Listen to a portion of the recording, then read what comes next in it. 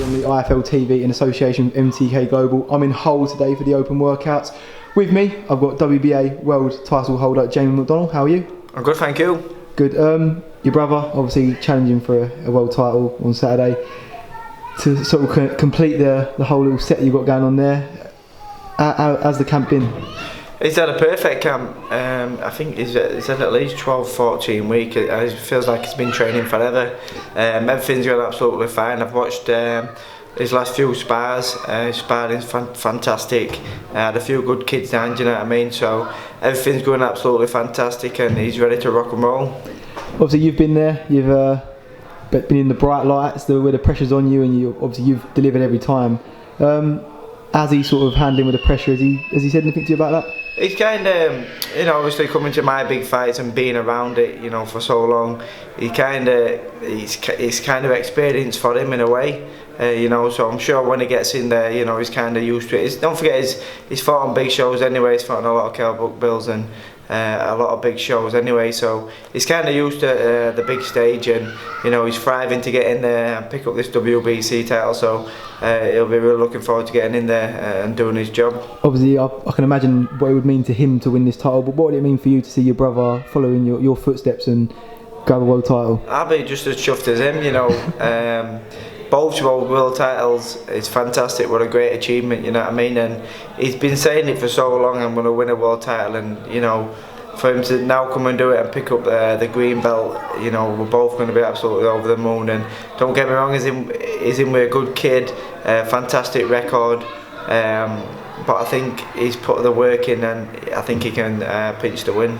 What's happening with you? Obviously you fought in Monte Carlo against SOLIS last time out. Tough fight, obviously, as anyone could see. What's next for you?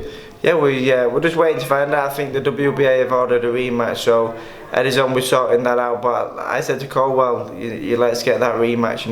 In the fight, I've told everybody I thought I was cruising to a win. I think one judge had it 2, one had it 4, and one had it 6 rounds to me. I think the judge who had it by 4 rounds, that's how it felt to me in there. I felt like I was just cruising to a comfortable win. So I'll learn from that fight.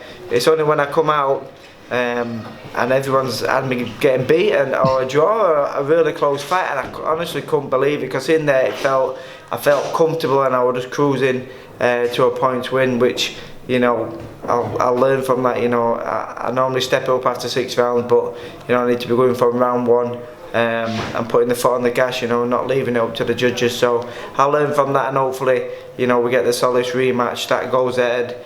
If they do order that and put that in place, I'm more than happy with that, and I'll just go and put the record straight. Obviously a massive fight up in London a week Saturday with BELLEW versus HAYE. I'll start with the undercard, the big sort of social media spat that's been happening with Derry Matthews and O'Hara Davis. Have you been seeing much of it? To be fair, I don't really go on social media too much lately. I've been on a few holidays and stuff, so I have seen bits and bobs. That makes it more an interesting fight. To be fair, I don't. I couldn't pick a winner. To be fair, I think he's undefeated, isn't he? Yeah. I think he'd probably be odds-on favourite, but Derry's tough and strong, and and he could pull it out of the bag. So.